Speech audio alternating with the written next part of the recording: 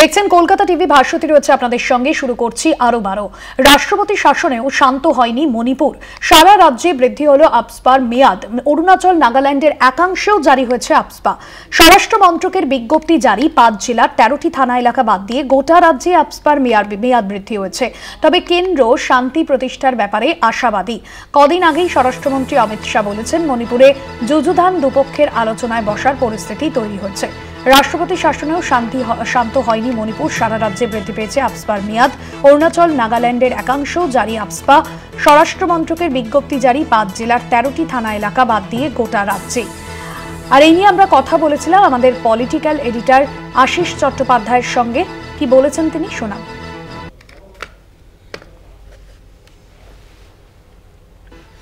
দেখো, রাষ্ট্রপতি শাসনের পর তো প্রায় 2 মাস কেটে গেল, কিন্তু এখনো পর্যন্ত সেখানে আইন শৃঙ্খলা পরিস্থিতি যে খুব একটা ভালো হয়ে যাচ্ছে এটা তো বলাই যাবে না, বরং কোনো কোনো এলাকায় পরিস্থিতি আরো একটু খারাপ হচ্ছে বলেই ধারণা করা হচ্ছে, যদিও কেন্দ্রের পক্ষ থেকে আনুষ্ঠানিকভাবে কিছু বলা হচ্ছে না। যেমন জানা যাচ্ছে যে আফাসপার মেয়াদ, অর্থাৎ বিশেষ ক্ষমতা যেটা দেওয়া হয় সেনাকে, আধা সেনাকে, কোনো বিশেষ পরিস্থিতির কারণে সেই বিশেষ ক্ষমতা সংক্রান্ত আইনের মেয়াদ আরো বাড়িয়ে দেওয়া হলো মণিপুরে। অর্থাৎ আফাসপা যে বিশেষ ক্ষমতা, সেই ক্ষমতা প্রয়োগ করতে পারবে সেনা। এমনকি অরুণাচল নাগাল্যান্ড যে পার্শ্ববর্তী উত্তর পূর্ব ভারতের যে রাজ্যগুলো, সেখানেও আফাসপা জারি। এটা নিয়ে বিজ্ঞপ্তি জারি করলো স্বরাষ্ট্র মন্ত্রক। 5টা জেলার 13টি থানা এলাকা বাদ দিয়ে গোটা রাজ্যেই আফাসপার মেয়াদ বৃদ্ধি হলো। এসবের থেকে বোঝা যায় যে মণিপুরে খবর হয়তো খুব একটা বাইরে বেরোচ্ছে না, কিন্তু শান্তি প্রতিষ্ঠার ব্যাপারে কেন্দ্র যে উদ্যোগ নিচ্ছে তাতে এখনো সব যুযুধান পক্ষ একমত হচ্ছে না, বা নিজেদের মধ্যে লড়াই এখনো চলছে। এটা খুবই উদ্বেগজনক ব্যাপার, বিশেষ করে এইরকম সীমান্তবর্তী একটি রাজ্যে। তবে 2 দিন আগে একটি সাক্ষাৎকারে অমিত শাহ বলেছেন যে মণিপুরে যুযুধান দুপক্ষের মধ্যে আলোচনায় বসার পরিস্থিতি তৈরি হচ্ছে এবং কেন্দ্র শান্তি অবিলম্বে প্রতিষ্ঠার ব্যাপারে আশাবাদী। এই আশাবাদের কথা স্বরাষ্ট্রমন্ত্রী শুনিয়েছেন। আমরাও চাইব মণিপুরে শান্তি ফিরে আসুক, কিন্তু এখনো পর্যন্ত শান্তি অধরা, এটাই মনে হচ্ছে। কলকাতাতেও পালিত হচ্ছে খুশির ঈদ। রোডে নামাজ পাঠ অনুষ্ঠানে মুখ্যমন্ত্রীর সঙ্গে রেড রোডে অভিষেক বন্দ্যোপাধ্যায়। মুখ্যমন্ত্রীর সম্প্রীতির বার্তা। মণিপুর, উত্তরপ্রদেশে, রাজস্থানে কি হয়েছে সবাই দেখেছেন। দাঙ্গা করছে রাজনৈতিক দল, লাল ও গেরুয়া এক হয়েছে। কিছু কিছু রাজনৈতিক নেতা ধর্ম নিয়ে সওদা করছেন। উস্কানি থেকে সাবধান থাকার সতর্ক বার্তা দিয়েছেন মুখ্যমন্ত্রী। কি বার্তা দিয়েছেন মুখ্যমন্ত্রী, শোনাব। हमारा हर धर्म, हर फेस्टिवल, ये हमारा सबका होता है। आप लोग ये बात मत सोचिए कि आप लोग अकेलापन है। हम लोग सब हर तरह, हर साथ में आपका साथ में है। आप ये बात मत सोचिए कि हमारा कोई जगह में कोई कहेगा कि ये रेस्ट्रिक्शन आपको मानना है। हमको पूछा गया था, बम राम एक साथ में जाया कलकत्ता से टिकट खरीद के जाके बोला, हमको पूछा आर यू हिंदू? हमने बोला हम गौरव के साथ I am Hindu, I am Muslim, I am Sikh, I am ईसाई, I am Indian. What can you do?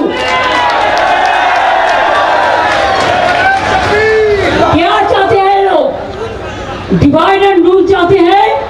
हम नहीं चाहते हैं। हमारा जिंदगी देश के लिए कुर्बानी है, साथ साथ में हर रिलीजियन के लिए, हर कास्ट के लिए, हर क्रीड के लिए, हर कम्युनिटी के लिए, हर परिवार के लिए हमारा जिंदगी आपके लिए। आप सलामत रहे तो हम सलामत रहेगा, ये आपको मालूम होना चाहिए। आज का दिन खुशी का ईद आए, आपका घर में खुश आए। आप लोग कोई भी प्रोवोक करेगा, हम दंगा फसाद नहीं चाहते हैं, लेकिन आप उसको पाए में पा मत लगाओ। ये उसका प्लान है, ये उसका प्लांटेड उसको छूना भी नहीं चाहिए।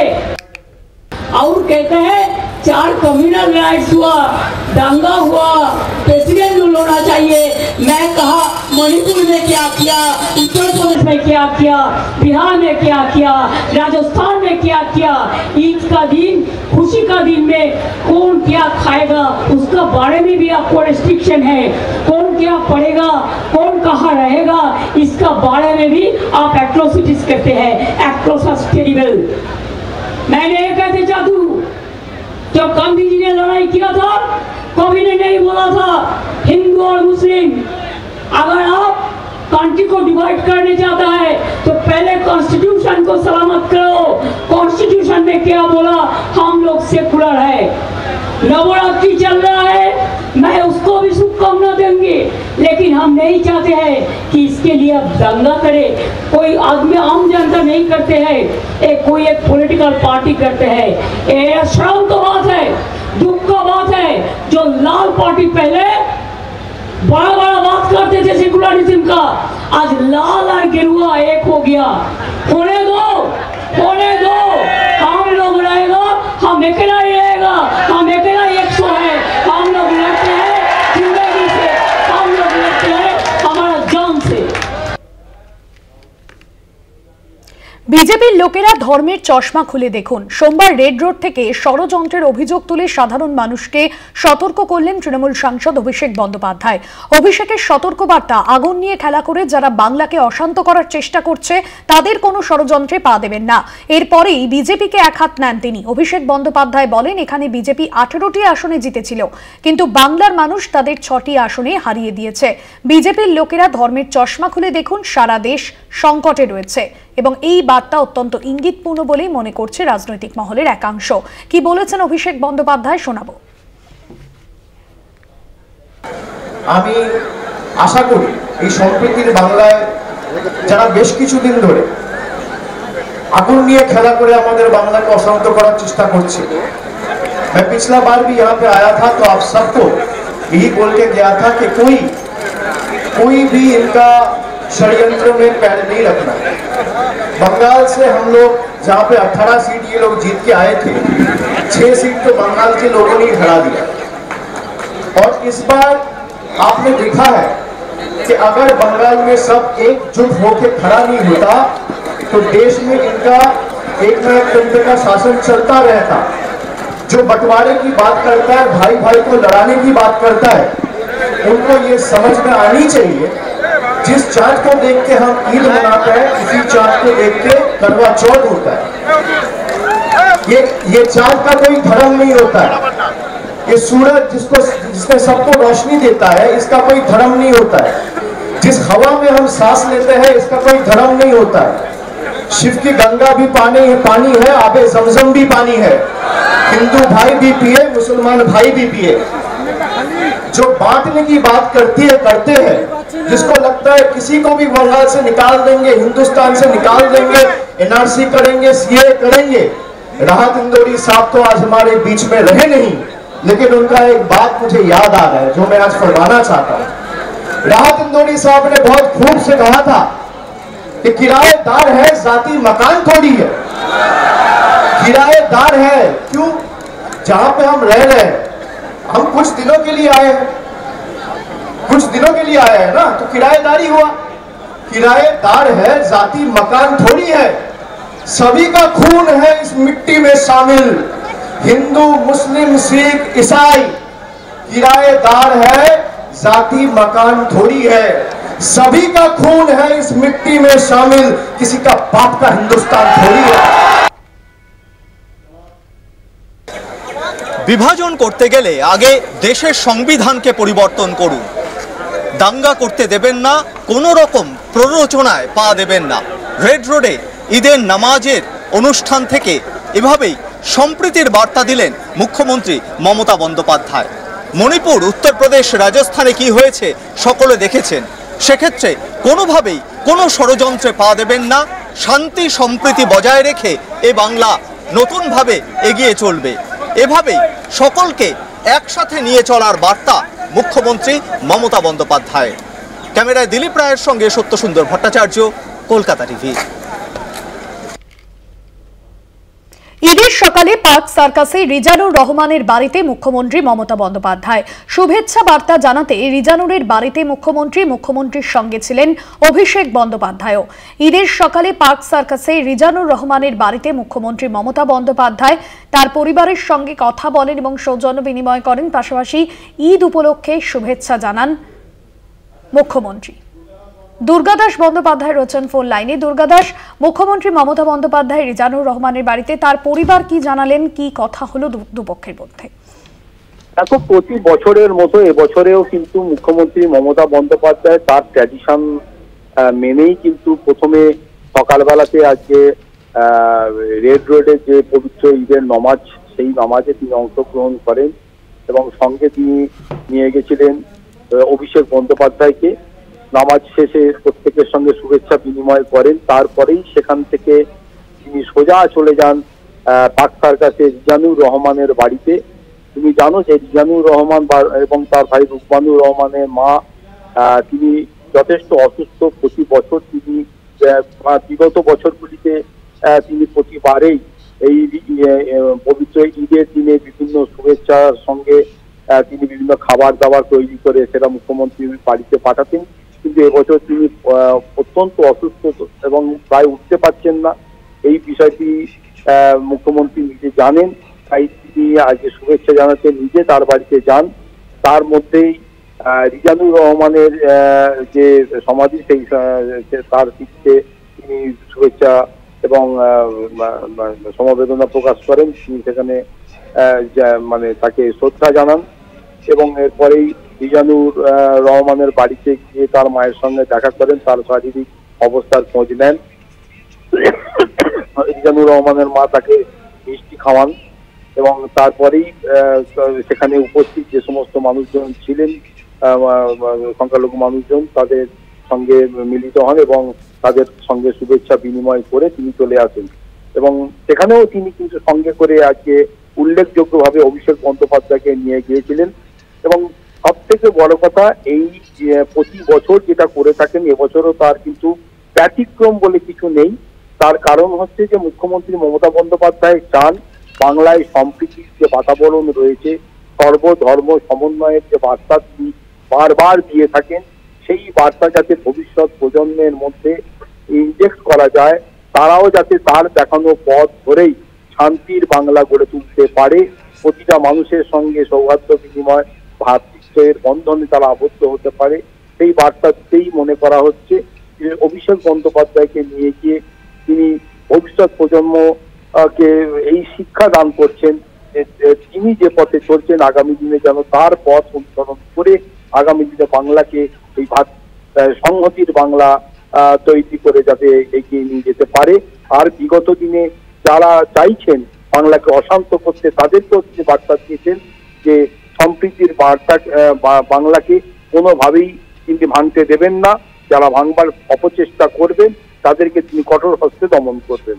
ফলে সব মিলিয়ে আজকের এই পবিত্র ঈদের দিনে সংহতি সম্প্রীতির বার্তাই আরো একবার বাংলার মানুষের সামনে তুলে ধরলেন রাজ্যের মুখ্যমন্ত্রী মমতা বন্দ্যোপাধ্যায়, এটা বলাই যায়। ধন্যবাদ জানাবো। দুর্গাদাস বন্দ্যোপাধ্যায় ছিলেন আমাদের প্রতিনিধি ফোন লাইনে।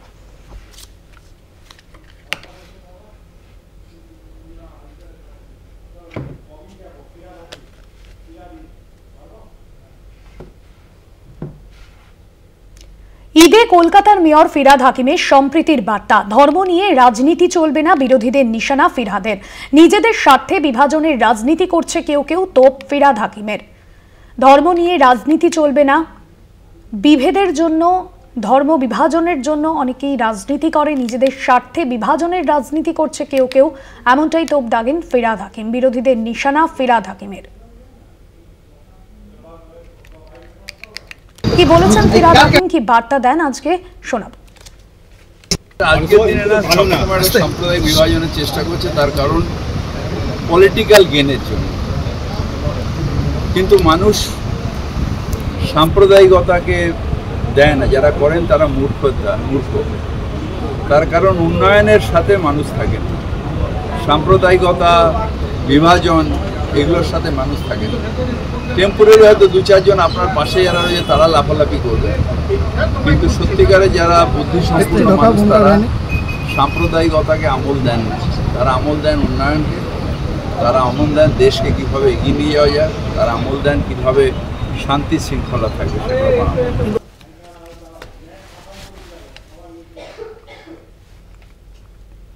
নজর রাখবো অন্যান্য খবরে। কর্তব্যরত সাফাই কর্মীদের মারধরের অভিযোগ সিপিএম নেতার বিরুদ্ধে। সিপিএম নেতা ও প্রাক্তন কাউন্সিলরের বিরুদ্ধে অভিযোগ সুপারভাইজারের সরকারি কাজে বাধা ও মারধরের ঘটনায় শান্তিপুর থানায় অভিযোগ দায়ের হয়েছে। আহত সাফাই কর্মীদের শান্তিপুর হাসপাতালে ভর্তি করা হয়েছে। সিপিএম নেতা ও প্রাক্তন কাউন্সিলরের বিরুদ্ধে অভিযোগ সুপারভাইজারের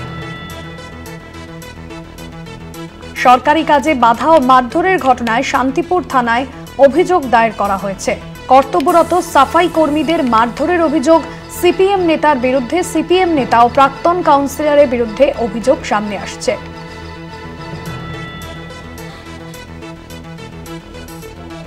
রূপম রায় রয়েছেন আমাদের প্রতিনিধি ফোন লাইনে। রূপম, ঠিক কি অভিযোগ করছেন ওই সাফাই কর্মীরা? সাফাই কর্মীরা কালকে যখন বিকেল বেলায় এই ডেঙ্গু প্রতিরোধের জন্য ব্লিচিং পাউডার ছড়াতে গিয়েছিল শান্তিপুর পৌরসভার 11 নম্বর ওয়ার্ডে, সেখানকারই প্রাক্তন কাউন্সিলর অর্থাৎ সিপিআই এর নেতা সৌমেন মাহাতো তিনি কিন্তু রীতিমতো এই সাফাই কর্মীদেরকে প্রথমে অশ্রাব্য ভাষায় গালিগালাজ করে এবং তারপরে সেই কাজ বন্ধ করে, অর্থাৎ সরকারি কাজ বন্ধ করে দেওয়ার জন্য হুমকি দিতে শুরু করে। পরবর্তীতে এই 5 জন শ্রমিক যারা অভিযোগ করেছেন তাদেরকে রীতিমতো বেধড়ক মারধর করে এবং তাদেরকে প্রাণে মেরে ফেলার উদ্যত হয় বলে অভিযোগ করেছেন এই 5 জন আহত শ্রমিকরা। এবং তার পরবর্তীতে এই যে তাদের যে ঠেলা গাড়ি যাতে করে ব্লিচিং পাউডার ছড়ানো হচ্ছিল সেই থেকেও কিন্তু রীতিমতো ফেলে দেওয়া হয় এবং পরবর্তীতে তারা চিৎকার চেঁচামেচি শুরু করলে এলাকার মানুষ ছুটে এসে এই 5 জন শ্রমিককে শান্তিপুর হাসপাতালে নিয়ে যায়। সেখানে চিকিৎসা করানোর পর শান্তিপুর হাসপাতাল থেকে তারা শান্তিপুর থানায় একটি লিখিত অভিযোগ দায়ের করেন প্রাক্তন সিপিআই নেতা তথা প্রাক্তন কাউন্সিলর তথা সিপিআই নেতা সৌমেন মাহাতোর বিরুদ্ধে। এবং এই লিখিত অভিযোগের ভিত্তিতে এখনো পর্যন্ত কিন্তু পুলিশ তদন্ত চালাচ্ছে এবং এই কেন এই ঘটনা ঘটলো এটা কিন্তু সত্যি ভাবনার বিষয়, সেটা উষ্মা প্রকাশ করেছেন স্থানীয় 11 নম্বর ওয়ার্ডের তৃণমূল কাউন্সিলর বর্তমান এবং শান্তিপুর পৌরসভার পক্ষ থেকেও প্রশাসনের ওপর আস্থা রেখে প্রশাসনের নিয়ম মাফিক কাজ করবে বলেও আশা রেখেছেন প্রশাসনের ওপর পৌরসভার আধিকারিকরা। ধন্যবাদ জানাবো। রূপম রায় ছিলেন আমাদের প্রতিনিধি ফোন লাইনে।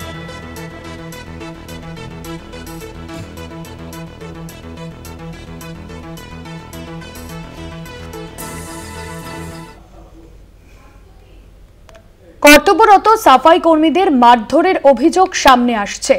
সিপিএম নেতার বিরুদ্ধে এই অভিযোগ সামনে আসছে। সিপিএম নেতা ও প্রাক্তন কাউন্সিলরের বিরুদ্ধে এই অভিযোগ সামনে আসছে। পাশাপাশি যে খবরে নজর রাখবো, নিউ টাউনে টোটো চালকের রক্তাক্ত দেহ উদ্ধার। টোটো চালক রাজারহাট রেকজোয়ানির মোজেরহাটের বাসিন্দা। পরিবারের অনুমান টাকা নিয়ে ঝামেলার জেরেই খুন করা হয়েছে। ঘটনায় 2 জনকে আটক করে জিজ্ঞাসাবাদ ইকো পার্ক থানার পুলিশের।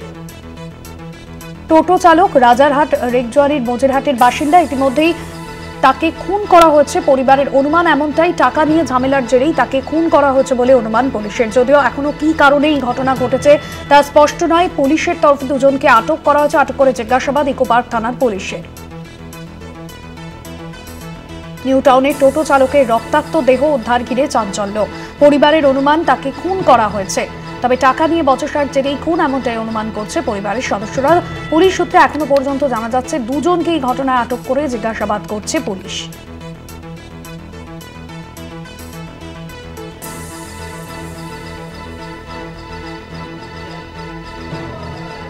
ঘটনায় 2 জনকে আটক করে জিজ্ঞাসাবাদ করে ইকো পার্ক থানার পুলিশ।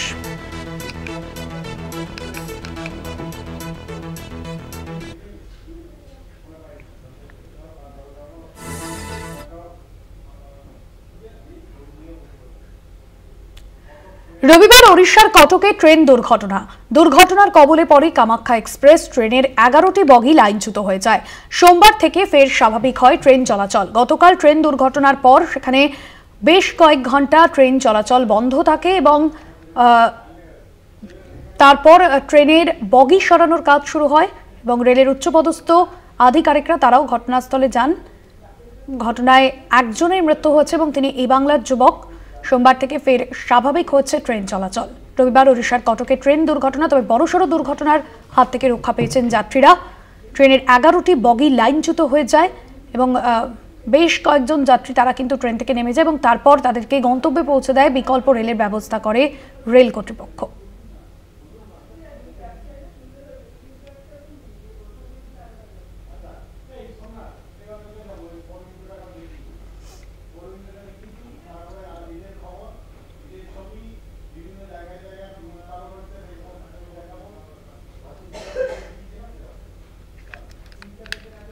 দেশ জুড়ে পালন হচ্ছে খুশির ঈদ। রাজ্যেও সর্বত্র নামাজ পড়ে উৎসব পালন এবং 4 জায়গার ছবি মুহূর্তে আপনাদের সামনে তুলে ধরছি। একদিকে দিল্লি, মুম্বাই, পাটনা, কেরল, 4 জায়গায় ঈদ পালন এবং সকাল থেকে মসজিদে মসজিদে চলছে নামাজ পাঠ। দিল্লির মসজিদে চলছে নামাজ পাঠ, নিয়ম মেনেই কিন্তু ঈদ পালন। দেশের বিভিন্ন জায়গায় চলছে ঈদ পালন, কোলাকুলি এবং একে অপরকে সৌজন্য বিনিময়। সেই ছবি ধরা পড়ল, সম্প্রীতির ছবি রাজ্য এবং দেশের বিভিন্ন প্রান্তে।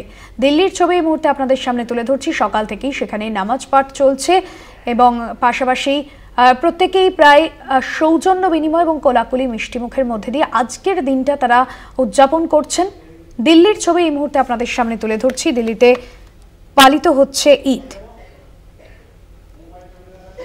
মুম্বাইয়ের ছবি আপনাদের সামনে তুলে ধরছি। সেখানেও মসজিদের সামনেই সকাল থেকে চলছে নামাজ পাঠ এবং প্রত্যেকেই নতুন পোশাকে একে অপরের সৌজন্য বিনিময় চলছে। সম্প্রীতির বার্তা ধরা পড়ল মুম্বাইতেও। সেই ছবি আপনাদের সামনে তুলে ধরছি। মসজিদের লম্বা ভিড়। কেরলের ছবিও আপনাদের সামনে তুলে ধরছি। সেখানেও মসজিদে চলছে নামাজ পাঠ এবং সকাল থেকেই সেখানে নামাজ পাঠ চলছে। দিল্লি, মুম্বাই, কেরলে চলছে ঈদ পালন। দেশের বিভিন্ন প্রান্তে চলছে ঈদের শুভেচ্ছা বিনিময় করেছেন প্রধানমন্ত্রী এবং রাষ্ট্রপতি দ্রৌপদী মুর্মু। পাটনার ছবি এই মুহূর্তে আপনাদের সামনে তুলে ধরছি। সেখানেও মসজিদ একেবারে সুন্দর করে সাজিয়ে তোলা হয়েছে। অন্যদিকে ভিড়, সেখানে নামাজ পাঠ চলছে। সেই ছবিও আপনাদের সামনে তুলে ধরছি। দেশের বিভিন্ন প্রান্তে চলছে খুশির ঈদ পালন। 4 জায়গার ছবি আপনাদের সামনে তুলে ধরলাম।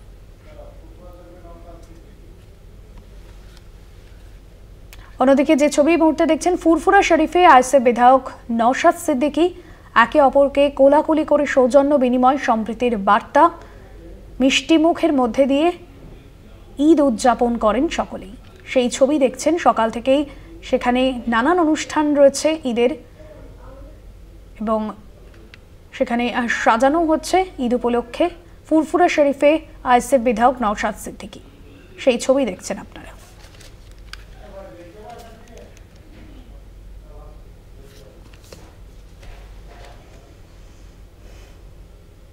সময় এখন একটা বিরতির। ফিরছি বিরতির পর, সঙ্গে থাকুন। পাখির চোখ 26-এর বিধানসভা নির্বাচন। তার আগে একদিকে যেমন সংগঠনকে ঢেলে সাজাতে প্রস্তুত রাজ্যের শাসক দল, তেমনি একাধিক কর্মসূচি নিয়ে আসরে তৃণমূল মহিলা কংগ্রেস। অঞ্চলে আঁচল, তোমার ঠিকানা, উন্নয়নের নিশানার মতো রয়েছে একাধিক কর্মসূচি। বুথে বুথে বাড়ি বাড়ি গিয়ে প্রচার করবে তৃণমূল মহিলা কংগ্রেস। এই বিধানসভা নির্বাচন 21-এর ভোটের আগে মমতা বন্দ্যোপাধ্যায়ের হাতিয়ার ছিল লক্ষ্মীর ভান্ডার।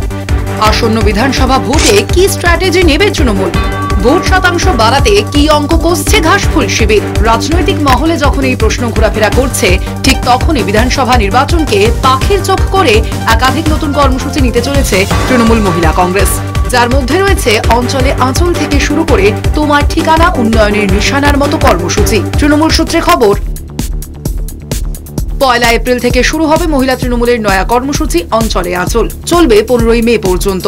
রাজ্যের সব ব্লক, পুরো এলাকায় 5টি করে সভা হবে। 16 মে থেকে 30 জুন পর্যন্ত চলবে তোমার ঠিকানা, উন্নয়নের নিশানা কর্মসূচি। দিদি মহিলাদের সাথে, মহিলাদের পাশে, এই প্রচারপত্র প্রতি বুথে বাড়িতে বাড়িতে বিলি করা হবে। ভোটে বাজিমাত করতে মুখ্যমন্ত্রী মমতা বন্দ্যোপাধ্যায় যেমন সংখ্যালঘু ভোটকে হাতিয়ার করেছে, তেমনই প্রাধান্য দিয়েছে মহিলা ভোটেও। কারণ মোট ভোটারের 50% কাছাকাছি মহিলা ভোটারই। জাতীয় নির্বাচন কমিশনের তথ্য অনুযায়ী এ রাজ্যে মোট ভোটারের সংখ্যা 7,96,96,165। তার মধ্যে মহিলা ভোটারের সংখ্যা 3,76,611। মোট ভোটারের 49.2% মহিলা ভোটার। এই মহিলা ভোট কেন্দ্রের উপর ভর করেই 21-এর বিধানসভা নির্বাচনে বিপুল ভোটে জয় পান মমতা বন্দ্যোপাধ্যায়। ভোটে জিতেই লক্ষ্মীর ভান্ডার ছাড়াও কন্যাশ্রী, রূপশ্রী, বিধবা ভাতা, বার্ধক্য ভাতার মতো একাধিক প্রকল্প চালু করে তৃণমূল সরকার। রাজনৈতিক বিশেষজ্ঞদের মতে গত কয়েক বছরে মহিলা ভোটের বড় অংশই গেছে তৃণমূলের ভোট বাক্সে। সেই ভোট ব্যাংককে টার্গেট করেছে বিজেপিও। এই আবহে মহিলা ভোট বাড়াতে আরও তৎপর তৃণমূল মহিলা কংগ্রেস। কলকাতা টিভি। কলকাতার চারু মার্কেটে যুবকের রহস্য মৃত্যুর ঘটনায় শোকের ছায়া আসানসোলের বরাকরে। চারু মার্কেটের এক অভিজাত আবাসনে অবিনাশ বাউরি নামে এক যুবকের দেহ উদ্ধার হয়। উধাও মৃত ব্যক্তির মোবাইল ফোন। পরিবারের অভিযোগ অবিনাশকে খুন করা হয়েছে। ময়না তদন্তের রিপোর্টে মিলেছে শরীরে একাধিক ছুরির আঘাতের চিহ্ন। খুন করা হয়েছে যুবককে, এমনটাই পুলিশ সূত্রে খবর। ছুটিতে বাড়ি যাওয়ার কথা ছিল, কিন্তু যাওয়া হলো না। হোলিতে শেষবার বাড়ি গিয়েছিলেন বাবা মায়ের সঙ্গে দেখা করতে। শনিবার আসানসোলের কুলটির বলাকর লথিয়াবাঁধ এলাকার বাড়িতে যাওয়ার কথা থাকলেও আর বাড়ি ফিরবে না অবিনাশ বাউরি। কলকাতার চারু মার্কেট এলাকার এক আবাসন ফ্ল্যাট থেকে রক্তাক্ত দেহ উদ্ধার হয় অবিনাশের। ময়নাতদন্তের রিপোর্টে মিলেছে শরীরে একাধিক ছুরির আঘাতের চিহ্ন। পাকস্থলিতে পাওয়া গিয়েছে প্রায় 300 গ্রাম হজম না হওয়া খাবার। পুলিশের অনুমান খুন করা হয়েছে যুবককে। কলকাতায় পরিচারকের কাজ করতেন অবিনাশ। এলাকার যুবকের মৃত্যুতে শোকের ছায়া আসানসোলের বরাকরে। পরিবারের অভিযোগ খুন করা হয়েছে তাদের ছেলেকে। পড়ছে যে আমার ছেলেকে ছাড়িয়ে নিয়ে এলে আমার মালিককে একটু সন্দেহ হয়েছে, কিন্তু মালিককে আমাদের সন্দেহ হয়েছে, কিন্তু মালিক আমাদের এরকম করতে পারবে না। কোথায় ছেড়ে এসেছিল আপনার ছেলে? কলকাতাতে। আর মালিক বললো যে তুই চলে আসবি। মালিক কোথাকার? মালিক তো বড়া করে, মালিক তো এখানকারই। বললো চলে আসবে। মালিককে আমরা সন্দেহ করতে পারছি না। মালিক খুব ভালো মালিক, কেননা আমরা ওদের বাড়ি যাওয়া আসা করতুম, করতুম। কোনো সময় যদি না ফোন উঠাইতো, যদি ফোন বন্ধ থাকতো, তো আমি মালিকের বাড়ি চলে যেতাম যে অবিনাশ কেন ফোন করে নাই। দীর্ঘ প্রায় 12 বছরের ওপর যেই মালিকের কাছে কাজ করতেন অবিনাশ, তাদের নিয়ে কোনো অভিযোগ নেই পরিবারের। সঠিক তদন্তের দাবি জানানো হয়েছে পরিবারের তরফে। আমার ছেলের যে জীবন চলে গেল, আমাকে ইনসাফ চাপা আর কিছু চাই না। কোথায় কাজ করতেছেন? কলকাতায়। কি শুনলেন ঘটনায়? শুনলাম যে কালকে আসবার কথা ছিল, তার ভেতরে মার্ডার হয়ে গেল। আবার কিরকম ভাবে মারলো না মারলো আমরা তো কোনো বুঝতে পারলাম না। কি মনে করছেন আপনি? আমার মনে আর কি বলবো, তো মার্ডারই বলে মারে দিয়েছে হয়তো সঙ্গে সাথীতে। আমাকে আমার ইনসাফ চাই, আর কিছু চাই না স্যার। চারু মার্কেট এলাকায় যুবকের রহস্য মৃত্যুতে উঠেছে একাধিক প্রশ্ন। কে বা কারা ছেলেকে খুন করলো তা নিয়ে প্রশ্ন তুলেছে পরিবার। আততায়ী কি যুবকের পরিচিত তা নিয়েও উঠেছে প্রশ্ন। সব দিক খতিয়ে দেখে তদন্ত শুরু করেছে পুলিশ। কলকাতা টিভি। বেলগাছিয়ায় ভাগাড় বিপত্তির পর হাওড়ার বিভিন্ন এলাকায় আবর্জনা জমে স্তূপাকৃতি অবস্থা। প্রতিবাদে সাধারণ বাসিন্দারা শরৎ চ্যাটার্জি স্ট্রিটে রাস্তায় ময়লা ফেলে বিক্ষোভ দেখায়। জমে থাকা 1200 মেট্রিক টন বর্জ্য জমে এই বিপত্তি। সমস্যা সমাধানে হাওড়া পুরসভার তরফে ময়লা সরানোর জন্য নতুন করে 15টি ডাম্পার আনা হয়েছে। বেলগাছিয়ার বিপত্তির পর হাওড়া শহরের বিভিন্ন জায়গায় ময়লা স্তূপাকার আকৃতি ধারণ করেছে। বিভিন্ন জায়গায় ময়লা পড়ে রয়েছে ভ্যাটেতে, যেগুলো পরিষ্কার একদম হচ্ছে না। সাধারণ বাসিন্দারা তারা বিক্ষোভে ফেটে পড়ছে। আজকে সকালে শরৎ চ্যাটার্জি স্ট্রিটে হাওড়া বেলেপোলের কাছে সাধারণ মানুষ ময়লা রাস্তায় ফেলে অবরোধ করে। পুলিশি আশ্বাসে তারপরে সেই অবরোধ ওঠে।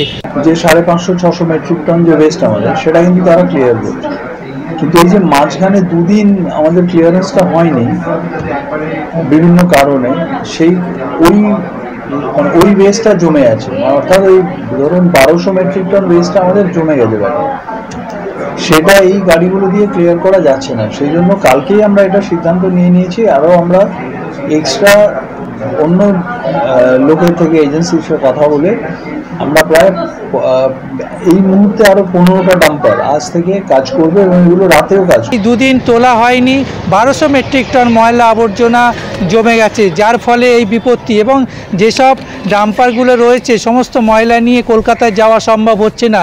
তাই পুরসভার তরফ থেকে 15টি নতুন ডাম্পার আনা হয়েছে এই ময়লা আবর্জনা পরিষ্কার করার জন্য। সোমবারের মধ্যে সমস্ত হাওড়া ভ্যাট থেকে ময়লা আবর্জনা সরিয়ে ফেলা হবে, সেই আশ্বাস দেন মুখ্য প্রশাসক ডক্টর সুজয় চক্রবর্তী।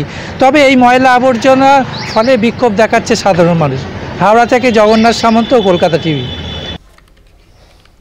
নাগপুরে আরএসএস এর সদর দফতরে দেশ গঠনে সংঘের ভূমিকার প্রশংসায় পঞ্চমুখ প্রধানমন্ত্রী। প্রধানমন্ত্রী হওয়ার পর এই প্রথম রেশমিবাগে সংঘের সদর দফতরে গিয়েছিলেন তিনি। সংঘ পরিচালিত একটি চোখের হাসপাতাল সম্প্রসারণ প্রকল্পের শিলান্যাস উপলক্ষে থাকলেও সরসংঘ চালক মোহন ভাগবতের সঙ্গে তার সাক্ষাৎ রাজনৈতিকভাবে যথেষ্ট তাৎপর্যপূর্ণ বলেই মনে করা হচ্ছে। নিজে স্বয়ংসেবক হলেও প্রধানমন্ত্রী থাকাকালীন আরএসএস সদর দফতর নাগপুরের কেশবকুঞ্জে পা রাখেননি প্রথম বিজেপি প্রধানমন্ত্রী অটল বিহারী বাজপেয়ী। 2013 সালে তাঁর নাম বিজেপি প্রধানমন্ত্রী পদপ্রার্থী হিসেবে ঘোষণার পরই সংঘের সদর দফতরে গেলেও 2014 সালে দিল্লির মাসনাতে বসা ইস্তক কেশবকুঞ্জ মুখ হননি নরেন্দ্র মোদী। ঘটনাচক্রে তৃতীয় দফায় একক গরিষ্ঠতা হারিয়ে বিজেপি কেন্দ্রে ক্ষমতা দখলের পর থেকেই সংঘপ্রধান মোহন ভাগবত নাম না করে শাসক দলের সমালোচনা করেছেন একাধিকবার। লোকসভা ভোটের প্রাক্কালে বিজেপির সভাপতি জেপি নাড্ডা দলের সংগঠনে সংঘের প্রয়োজন নেই বলে মন্তব্য করেছিলেন। সব মিলিয়ে মোদী নাড্ডাদের ভূমিকায় সংঘ ও বিজেপির দূরত্ব ক্রমেই প্রকট হয়ে পড়ে। অতি সম্প্রতি একটি মারাঠি সাহিত্য উৎসবের অনুষ্ঠানে মোদী নিজের সংঘ প্রচারক জীবনের কথা তুলে ধরতে গিয়ে আরএসএস এর প্রশংসা করেন। ঘটনাচক্রে একই সময় প্রায় 7 মাস অতিক্রান্ত হলেও সংঘের শিলমোহর না পেয়ে দলের সভাপতি বাছাই চূড়ান্ত করতে পারেনি বিজেপি। এই প্রেক্ষাপটে স্রেফ একটি হাসপাতালের সম্প্রসারণ প্রকল্পের শিলান্যাস উপলক্ষে সংঘের দফতরে ভাগবত ও মোদীর মুখোমুখি হওয়া নিয়ে চর্চা শুরু হয়েছে। ভারতের স্বাধীনতা আন্দোলন থেকে স্বাধীন ভারতের ঘরোয়া রাজনীতিতে সংঘের ভূমিকা বরাবর বিতর্কিত। একাধিকবার নিষিদ্ধ ঘোষিত হয়েছে আরএসএস। সংগঠনের শতবর্ষের প্রেক্ষিতে সংঘ প্রতিষ্ঠাতা ডক্টর বলিরাম হেডগেওয়ার ও প্রথম সংঘপ্রধান গোলওয়ালকারের পাশাপাশি সংবিধান প্রণেতা বাবা সাহেব আম্বেদকরকেও শ্রদ্ধায় স্মরণ করেন প্রধানমন্ত্রী। मुझे स्मृति मंदिर जाकर पूज्य डॉक्टर साहब और पूज्य गुरुजी को श्रद्धांजलि अर्पित करने का सौभाग्य मिला। साथियों, इसी कालखंड में हमने हमारे संविधान के 75 वर्ष का उत्सव भी मनाया है। अगले ही महीने संविधान निर्माता बाबा साहब आंबेडकर जी की जयंती भी है। आज मैंने दीक्षा भूमि पर बाबा साहब को नमन किया है, उनका आशीर्वाद लिया है। মনুবাদের বিরুদ্ধে লড়াই করে সংবিধানে দলিত অন্তর্জদের জন্য সংরক্ষণের প্রবক্তা বাবা সাহেব ছিলেন সংঘের মতাদর্শের চরম বিরোধী। কংগ্রেস সহ বিরোধীরা যখন জাতি গণনার পক্ষে সরব, তখন আম্বেদকরে মোদীর আস্থা জ্ঞাপন যতটা তাৎপর্যপূর্ণ ততটাই লক্ষণীয় এদিন স্বাধীনতা আন্দোলনের বিতর্কিত চরিত্র সাভারকরের সঙ্গে নেতাজি সুভাষচন্দ্র বসুকে এক বন্ধনীতে বসিয়ে প্রধানমন্ত্রীর শ্রদ্ধার্পণ। अंडमान के द्वीप जहां वीर सावरकर ने राष्ट्र के लिए यातनाएं सही, जहां नेताजी सुभाष बाबू ने आजादी का बिगुल फूका, उन द्वीपों के नाम भी अब आजादी के नायकों की याद में रखे गए हैं। আরএসএস এর ভূমিকার প্রশংসা করতে গিয়ে মহাকুম্ভে প্রয়াগরাজে স্বয়ংসেবকদের কৃতিত্ব জাহির করলেও একাধিক অগ্নিকাণ্ড পদপিষ্ট হয়ে পুণ্যার্থীদের মৃত্যু প্রসঙ্গ এড়িয়েই গেলেন মোদী। কলকাতা টিভি।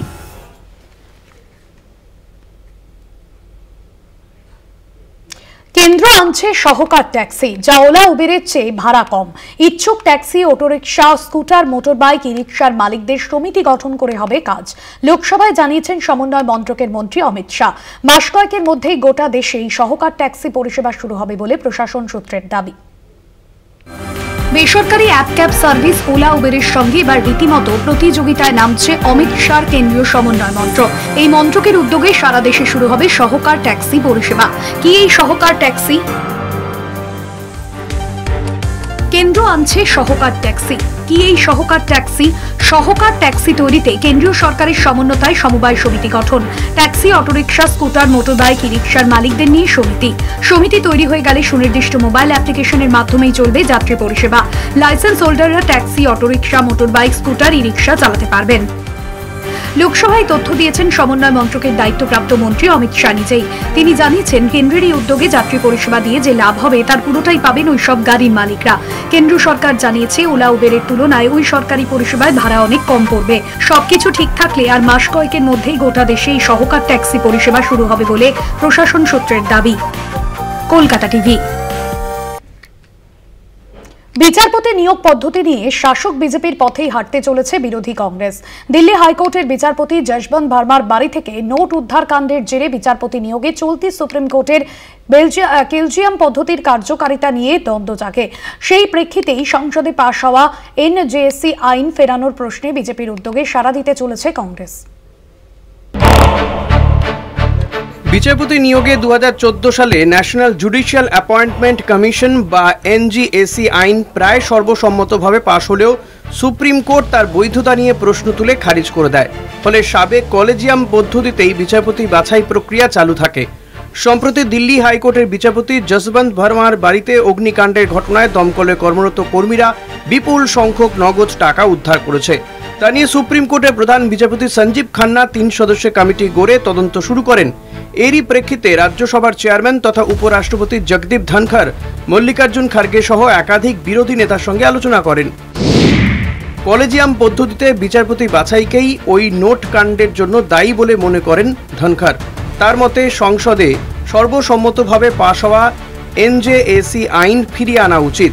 এই বিষয়টি সবার সঙ্গে সহমত হয়েই করা উচিত বলে দাবি করেন ধনখড়। তারপর থেকেই বিচারপতি বাছাই নিয়ে সুপ্রিম কোর্ট গঠিত কলেজিয়াম পদ্ধতি খারিজের দাবিতে সরব হয় বিজেপি। এবার বিজেপির সুরেই কলেজিয়াম পদ্ধতির ব্যর্থতা নিয়ে সরব হতে শুরু করেছে কংগ্রেসও। সূত্রের দাবি ধনখড়ের সঙ্গে আলোচনার আগে দলীয় স্তরে আলোচনা করেন কংগ্রেস সভাপতি মল্লিকার্জুন খার্গে। কলেজিয়াম পদ্ধতির বিকল্প হিসেবে এনজেএসি ফেরানোর পক্ষে সওয়াল করেন কংগ্রেস নেতারা। এনজেএসি আইন অনুসারে মোট 6 সদস্যের কমিটি বিচারপতি বাছাই করবে। ভারতের প্রধান বিচারপতি, 2 বরিষ্ঠ বিচারপতি, কেন্দ্রীয় আইনমন্ত্রী, 2 বিশিষ্ট ব্যক্তি, যাদের নির্বাচিত করবেন সুপ্রিম কোর্টের প্রধান বিচারপতি, লোকসভার বিরোধী দলনেতা ও প্রধানমন্ত্রীকে নিয়ে গঠিত কমিটি। এই মোট 6 সদস্যের কমিটির সাধারণ সংখ্যাগরিষ্ঠতার ভিত্তিতে কাউকে নির্বাচিত করতে পারবেন না। প্রত্যেক সদস্যের ভেটো দেওয়ার অধিকার থাকবে, অর্থাৎ বিচারপতি নিয়োগ সর্বসম্মত রাখাকেই অগ্রাধিকার দেওয়া হয়েছিল এই আইনে। বিজেপির মতে কমিটির কর্মপদ্ধতির দায়বদ্ধতা ও স্বচ্ছতাকে গুরুত্ব দিয়েই এই কমিশন গঠিত হওয়ার কথা। নোট কাণ্ডের আবহে এবার সেই আইন নতুন করে ফিরিয়ে আনতে তৎপর হয়েছে শাসক দল। যেহেতু কংগ্রেস সহ বিরোধীরা 2014 সালে এনজেএসি আইন পাশে সহমত ছিল, তাই বিরোধীদের পাশে পেতে উদ্যোগী হয়েছে এনডিএ। তাই মধ্যস্থ হয়েছেন ধনখড়। কংগ্রেসের তরফে এই প্রশ্নে সদর্থক ভূমিকা গ্রহণের আভাস মিলেছে। ফলে এই প্রথম সংবিধান সংশোধনী আইন পাশের ক্ষেত্রে শাসক বিরোধী সহমতের বিরল দৃষ্টান্তের সাক্ষী হতে পারে ভারতীয় সংসদ। কলকাতা টিভি। নবরাত্রি উপলক্ষে যোগী প্রশাসনের নয়া ফতোয়া। নবরাত্রির কয়েকটি দিন উত্তরপ্রদেশে কোনো ধর্মস্থানের আশেপাশে বিক্রি করা যাবে না মাংস। সার্বিকভাবে মাংস বিক্রি বন্ধের নির্দেশিকা দিল যোগী আদিত্যনাথের সরকার। নয়া নির্দেশিকা ঘিরে আবারও তুঙ্গে বিতর্ক।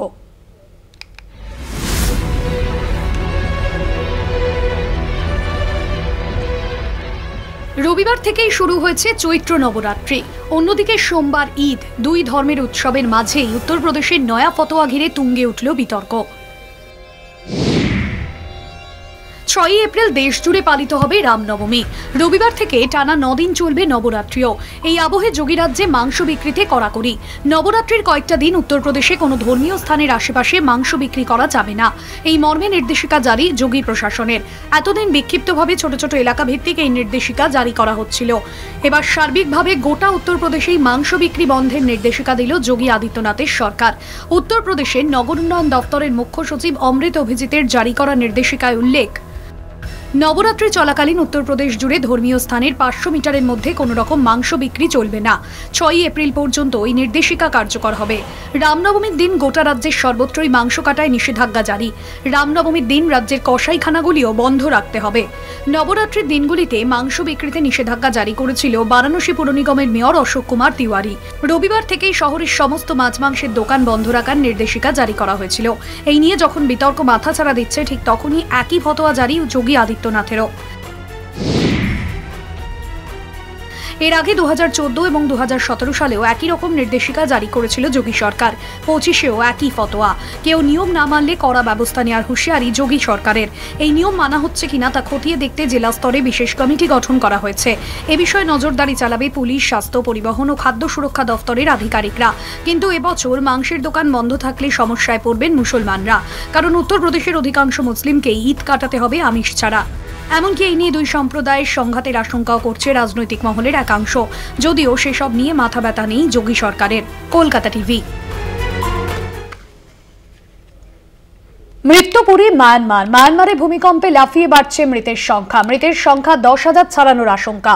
ধ্বংসস্তূপ সরিয়ে উদ্ধারের কাজ চলছে। 10 ঘন্টায় 14টি আফটার শক। মায়ানমারের ভূমিকম্পে 334টি পরমাণু বোমার সমান শক্তি নির্গত হয়েছে, যার ফলে আফটার শক চলতে পারে কয়েক মাস পর্যন্ত, জানিয়েছেন আমেরিকার ভূবিজ্ঞানী জেস ফিনিক্স।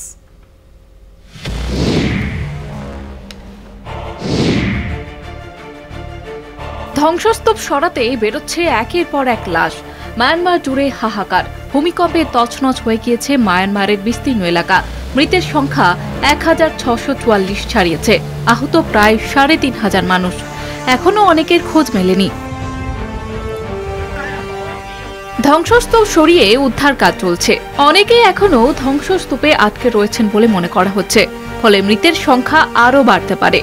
মায়ানমারের দ্বিতীয় বৃহত্তম শহর মান্দালয় ভূমিকম্পে বিপুল ক্ষতিগ্রস্ত হয়েছে। বহু বাড়ি, মসজিদ এবং অন্যান্য ভবন ধূলিসাৎ হয়ে গিয়েছে।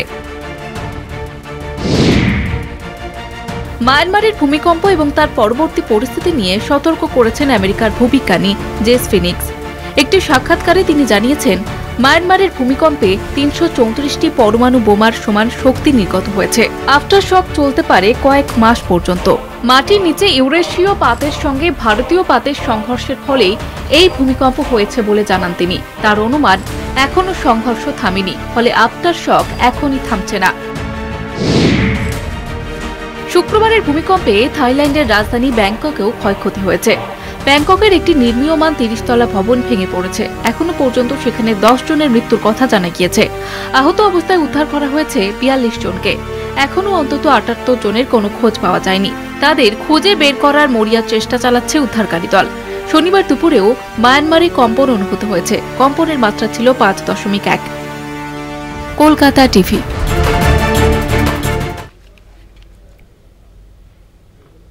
যে খবরে নজর রাখবো, দান্তেওয়াড়ায় ফের মাওবাদী দমন অভিযান। বাহিনীর হাতে জখম মাওবাদী রেণুকা ওরফে বানু। রেণুকার মাথার দাম 25 লক্ষ টাকা ঘোষণা করেছিল সরকার। ইনসাস রাইফেল সহ বিস্ফোরক ও হাতিয়ার বাজেয়াপ্ত করেছে বাহিনী। বাহিনীর হাতে জখম মাওবাদী রেণুকা ওরফে বানু। রেণুকার মাথার দাম 25 লক্ষ টাকা ঘোষণা করেছিল সরকার। আমাদের ডেপুটি এডিটর মৌপিয়া নন্দী রয়েছেন ফোন লাইনে। মৌপিয়াদি, দান্তেওয়াড়ায় ফের মাওবাদী দমন অভিযান এবং অভিযানের সাফল্য কি জানা যাচ্ছে? প্রথমেই জানিয়ে রাখি যে এই যে আজকের যে মাওবাদী বিরোধী অভিযান হয়েছে, সেখানে রেণুকা ওরফে বানু এনকাউন্টারে তার মৃত্যু হয়েছে। শুধু জখম হয়নি, তার মৃত্যু হয়েছে। এবং এই রেণুকা মাওবাদী মহলে কিন্তু যথেষ্ট গুরুত্বপূর্ণ একটা নাম, এবং তার মাথার দাম ধার্য করা হয়েছিল 25 লক্ষ টাকা। এবং যে ইনসাস রাইফেল এবং অন্য অস্ত্রশস্ত্র গোলা বারুদ, সেটা উদ্ধার করা হয়েছে এই এনকাউন্টারের জায়গা থেকে। এবং যেটা আমরা দেখতে পাচ্ছি যে শুধুমাত্র এই 2025-এ উপর্যুপুরি আজকে 2025-এর প্রথম 3টে মাস পার হলো, এবং আমরা দেখেছি যে অমিত শাহ পরশুদিনও মনে করিয়ে দিয়েছেন। পরশুদিন যখন এনকাউন্টারে 17 জন মাওবাদীর মৃত্যু হয়, অমিত শাহ এই স্যান্ডেলে পোস্ট করে মনে করিয়ে দিয়েছিলেন যে 2026-এর 31শে মার্চ তার মধ্যে নকশাল মুক্ত ভারতের পথে তারা যেতে চলেছেন, সেই টার্গেট তারা সেট করেছেন। এই 2025-এর প্রথম 3 মাসে 119 জন মাওবাদী তাদের মৃত্যু হয়েছে এনকাউন্টারে। এবং এই রেণুকা ওরফে বানু যে যার আরো কয়েকটি নামে সে পরিচিত, চৈতি ওরফে সরস্বতী, এরকম নানা নামে সে পরিচিত এই রেণুকা। এবং এই ওয়ারাঙ্গল কমিটি যে আছে, সেখানে ওয়ারাঙ্গলে তার বাড়ি ছিল। যেটা অত্যন্ত গুরুত্বপূর্ণ যে দণ্ডকারণ্য স্পেশাল জোনাল কমিটির যে প্রেস টিম, অর্থাৎ মাওবাদীদের নানা বিবৃতি বিজ্ঞপ্তি যাদের তরফ থেকে তার গুরুত্বপূর্ণ পদে ছিল এই রেণুকা ওরফে বানু। ধন্যবাদ জানাবো মৌপিয়াদি।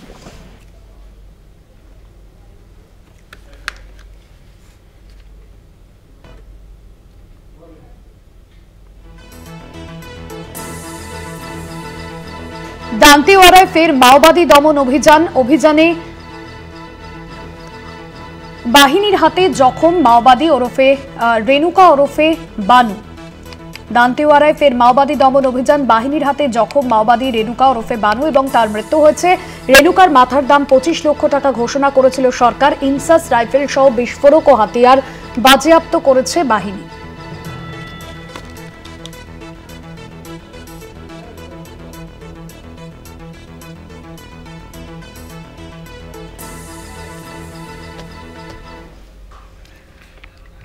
ভূমিকম্প বিধ্বস্ত মায়ানমারে উদ্ধার অভিযানের জন্য আন্তর্জাতিক মঞ্চগুলিকে এগিয়ে আসতে অনুরোধ মায়ানমারের সেনা সরকারের। ইতিমধ্যেই পড়শি দেশের পাশে দাঁড়াতে অপারেশন ব্রহ্ম চালু করেছে ভারত। পাঠানো হয়েছে ত্রাণ জাতীয় মোকাবিলা বাহিনীর দল। মায়ানমারের পাশে রয়েছে চীন, দক্ষিণ কোরিয়া, আমেরিকা, ইরান, মালয়েশিয়া সহ একাধিক দেশ। শুক্রবার 7.7 মাত্রার ভূমিকম্পে কেঁপে ওঠে মায়ানমার। তারপর কয়েক মিনিটের ব্যবধানে আফটার শক 6.7 মাত্রার। তাতেই তাসের ঘরের মতো ভেঙে পড়ে একের পর এক বহুতল। আমেরিকার জিওলজিক্যাল সার্ভের অনুমান মায়ানমারে মৃতের সংখ্যা ছাড়িয়ে যেতে পারে 10,000-এর গণ্ডি। এই পরিস্থিতিতে আন্তর্জাতিক সাহায্যের আবেদন জানিয়েছেন জুন্টা প্রধান আং লাইন।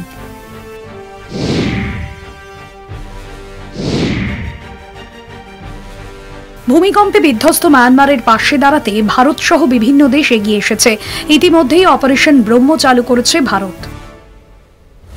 ভারত থেকে 15 টন ত্রাণ সামগ্রী শনিবারই মায়ানমারে পৌঁছেছে বায়ুসেনার বিমান। ত্রাণ সামগ্রীতে রয়েছে খাবার, কম্বল, তাঁবু, স্লিপিং ব্যাগ, সোলার ল্যাম্প, জল পরিশোধক, ওষুধপত্র।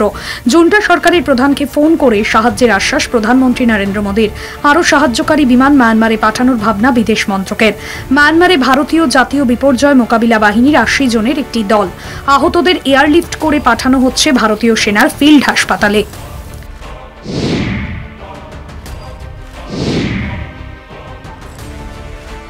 গৃহযুদ্ধের কারণে মায়ানমারে উদ্ধার কাজে সমস্যা হচ্ছে। মায়ানমারের বিস্তীর্ণ অংশ জুন্টা বিরোধীদের নিয়ন্ত্রণে। সেই সমস্ত এলাকায় ক্ষয়ক্ষতির পরিমাণ এখনও স্পষ্ট নয়। জুন্টা বিরোধী পিডিএফ জানিয়েছে উদ্ধার কাজে গতি আনার জন্য শনিবার থেকে 2 সপ্তাহের যুদ্ধবিরতি কার্যকর করা হবে। ভারতের পাশাপাশি চীন, দক্ষিণ কোরিয়া, আমেরিকা, ইরান, মালয়েশিয়া সহ একাধিক দেশ সাহায্যের জন্য এগিয়ে এসেছে। চীন থেকে 82 জনের একটি উদ্ধারকারী দলকে পাঠানো হয়েছে মায়ানমারে। সেখানকার পরিস্থিতি নিয়ে উদ্বেগ প্রকাশ করেছেন আমেরিকার প্রেসিডেন্ট ডোনাল্ড ট্রাম্পও। মায়ানমারকে প্রয়োজনীয় সাহায্যের বার্তা দিয়েছেন তিনি। দক্ষিণ কোরিয়াও $20 লক্ষ ত্রাণ পাঠানোর কথা জানিয়েছে। মায়ানমারে 49 জনের উদ্ধারকারী দল পাঠানোর সিদ্ধান্ত নিয়েছে মালয়েশিয়া।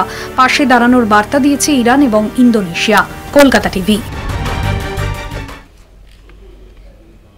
মায়ানমারের পর টোঙ্গা। ভয়াবহ ভূমিকম্পে কেঁপে উঠল টোঙ্গা। রিক্টার স্কেলে কম্পনের মাত্রা 7.1। জারি করা হয়েছে সুনামি সতর্কতা।